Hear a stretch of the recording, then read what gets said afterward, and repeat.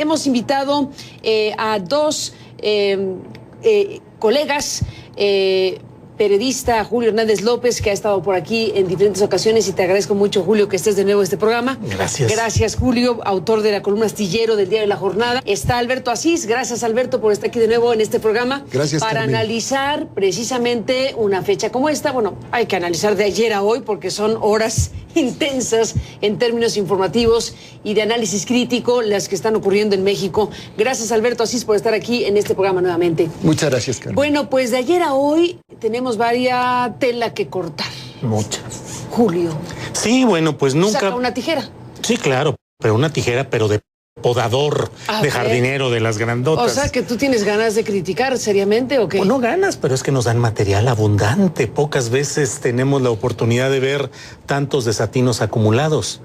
Y nunca que yo recuerde, un ocupante de la presidencia de la República en México había llegado en tal condición desafortunada, maltrecha, deficitaria, a la rendición de un informe de actividades.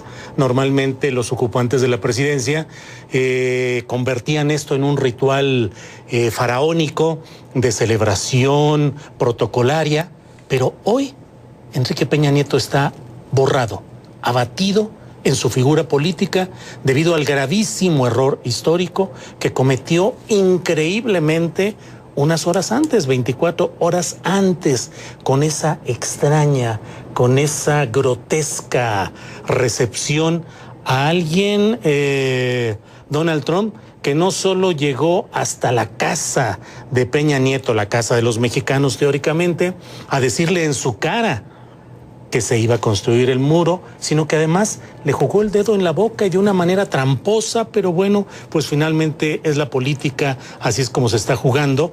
Ha dejado a Peña Nieto en una situación que es la que los clásicos dicen que los políticos no deben permitirse, que es no hacer el ridículo. Y Peña Nieto ha hecho más que el ridículo, ha quedado, según expresión de otros opinantes, comentaristas en medios internacionales, como alguien que faltó al interés popular, y hay quienes hablan hasta de una traición a los intereses populares y lo comparan con los personajes más oscuros y negativos de la historia mexicana. Alberto Asís, ¿qué dices? Bueno, yo creo que en efecto, el contexto previo al primero de septiembre a este informe, sí, viene acompañado de esto que ya señalaba Julio, es decir, hay una gran desaprobación que se manifiesta en una mayoría de casi 8 de cada 10 mexicanos que dicen el país va muy mal, el gobierno está No estoy aquí para ser reprobado, popular, dice Peña Nieto. Sí. Pero creo que esto que ha sucedido en los últimos días, incluso antes de la visita de Trump, yo diría, ellos tomaron este mensaje y dijeron, vamos a cambiar la imagen de este gobierno, vamos a cambiar la narrativa, y empezaron esta campaña previa de spots y tratando de rescatar lo que ellos consideraban como acciones positivas.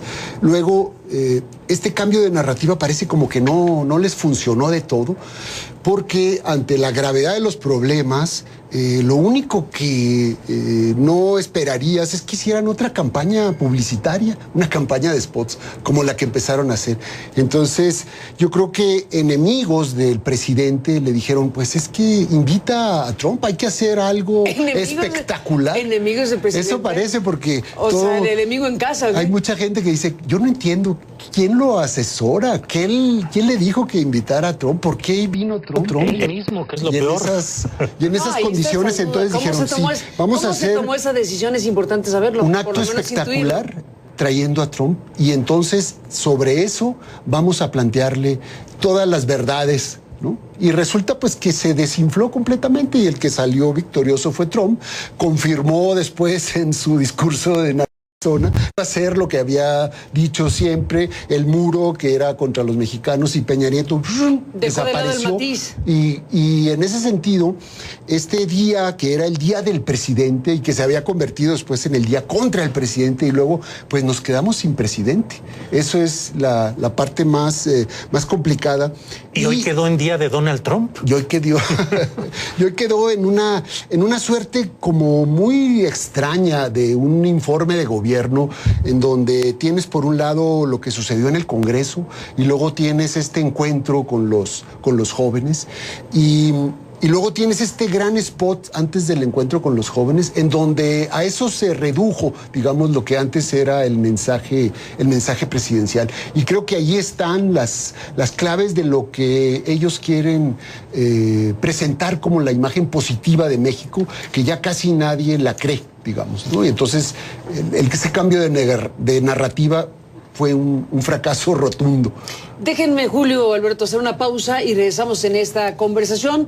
Bueno, este cuarto informe de gobierno, este ejercicio con los jóvenes, esta asociación inmediata con el contexto en el que se dan las cosas y la llegada de Trump. Bueno, una visita rapidísima, pero que dejó huella, sin duda. Volvemos después de la pausa.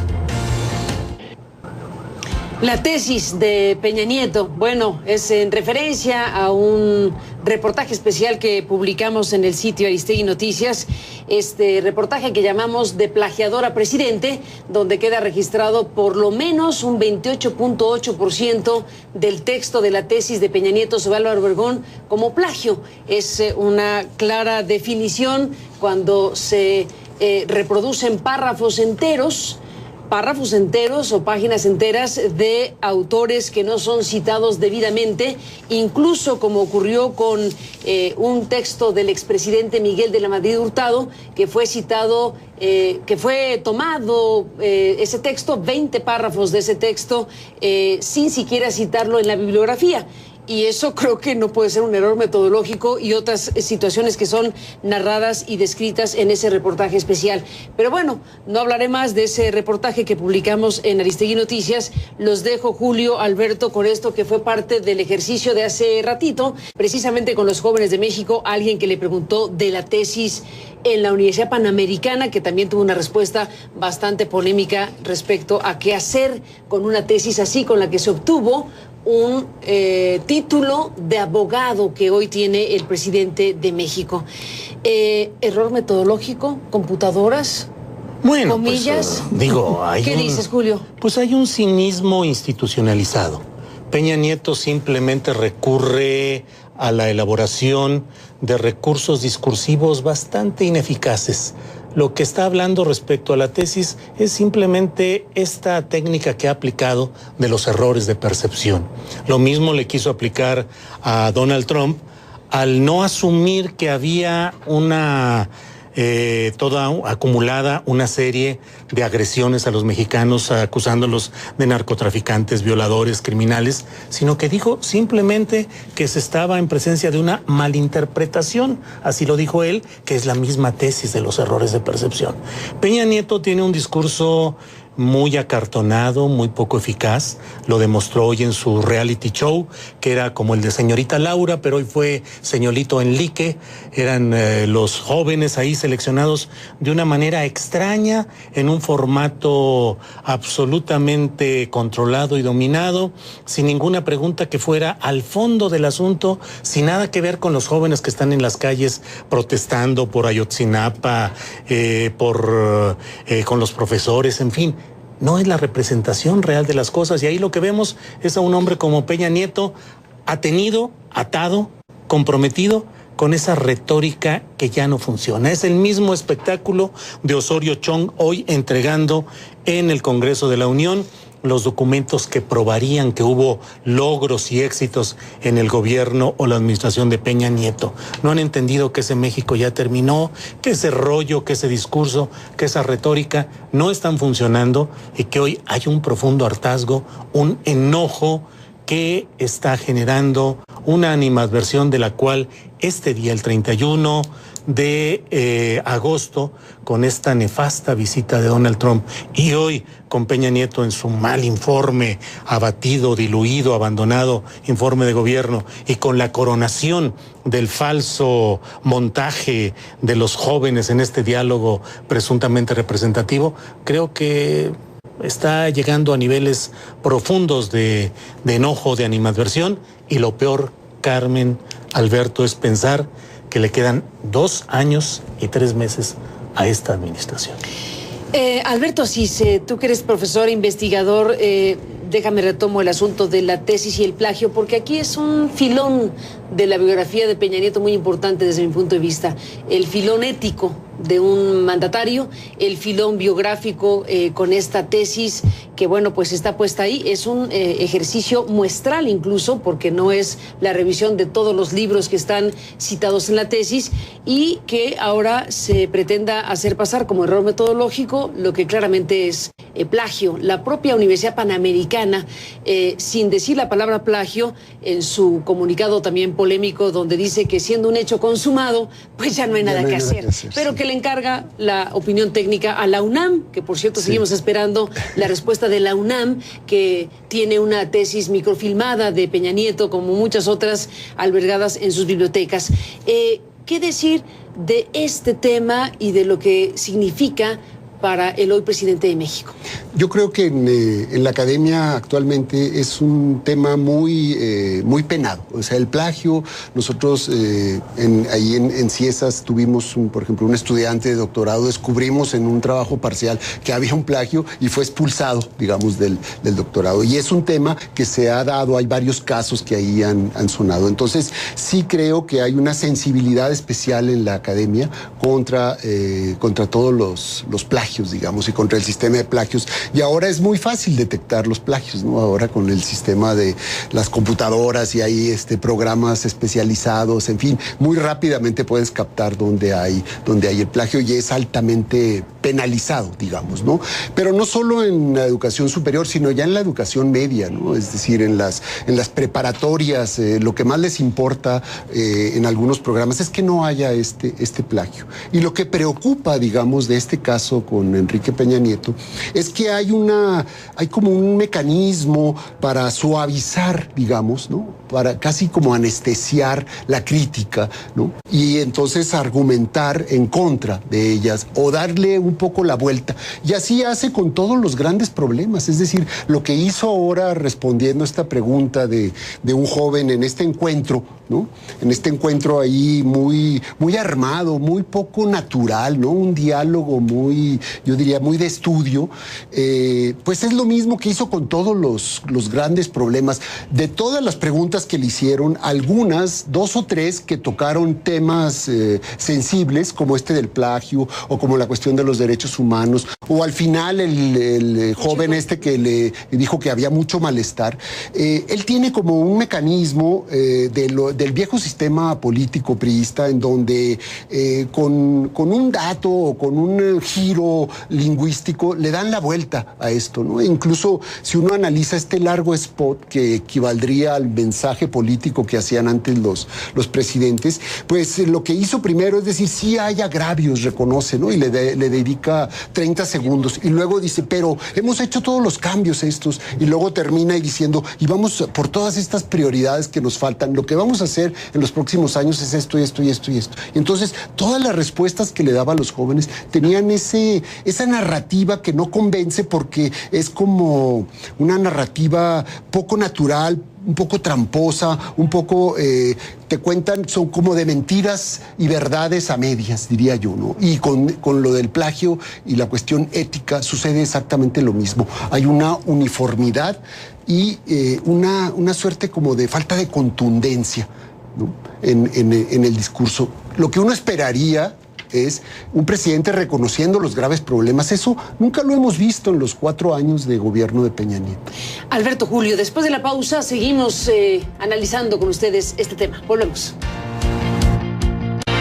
Bueno, entramos en la parte final, se acabó este programa este día, esta noche. Julio, Alberto, ¿con qué te despides, Alberto, de este programa? Bueno, Carmen, creo que es muy importante señalar que este 1 de septiembre es el día en donde se supone que hay una rendición de cuentas del Poder Ejecutivo. Y creo que en México no hemos encontrado todavía los mecanismos adecuados para que se encuentren 2 poderes de la Unión y haya una rendición de cuentas. Es decir, terminaron por suprimir el acto y el informe, se diluyó ahí, entregan un paquete que quién sabe qué tendrá, que nadie va a leer en realidad con detalle. Sí, ya llevamos muchos años, pero ahora, antes se daba, se convocaban a las fuerzas vivas, a las élites, entre comillas, al besamanos. O no al besamanos, pero empresarios, grupos representativos. Ahora están en insurrección algunos de ellos, como los curas, los empresarios. Entonces no quisieron ni arriesgarse. Y entonces se hace esta suerte de encuentro ahí artificial con los jóvenes. Pero sí creo que nos quedan a deber un mecanismo de rendición de cuentas del Poder Ejecutivo que por este tipo de experimentos, pues vemos que cada día está más extraviada la posibilidad y que no vamos a llegar a eso, y que la rendición de cuentas del Poder Ejecutivo y esta suerte de narrativa de spots pues tampoco llevan a ningún lado, no recuperan legitimidad y no logran la eficacia que ellos quieren. Entonces creo que no están ganando con ellos, y la ciudadanía tampoco se está informando realmente de lo que pasa. El malestar continuará. Es un tema del diseño del sistema político mexicano que no tiene ese mecanismo. Bueno, en realidad puede ser una revisión del propio sistema en general. Claro. No existe ese mecanismo eficiente, eficaz y verdadero de rendición de cuentas. Tendría que ir el presidente, escuchar a los posicionamientos de los partidos, de los grupos parlamentarios, y luego responder en ese sentido. Pero bueno, ese acto civilizado no lo hemos logrado tener en este país. Un minuto, Julio. Un minuto. Lo que digo es que queda un ocupante de la presidencia de la República políticamente baldado, políticamente lisiado, sin la capacidad para llevar adelante los procesos de recomposición que requiere el momento, la estructura y la realidad de este país. Que queda un equipo de gobierno profundamente dañado, con pugnas internas, Videgaray contra Osorio Chong, ahora la secretaria de Relaciones Exteriores, Claudia Ruiz Massieu Salinas de Gortari, parece que echa a un lado en todo este proceso una estructura que parece... ¿Qué es lo mejor que le podría pasar?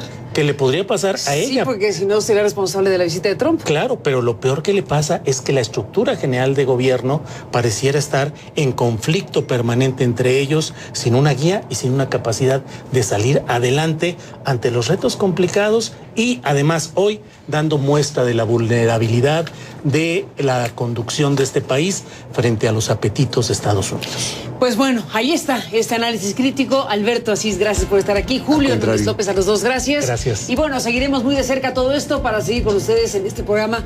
Pásela bien, buenas noches, hasta mañana, que descanse. Pues sí.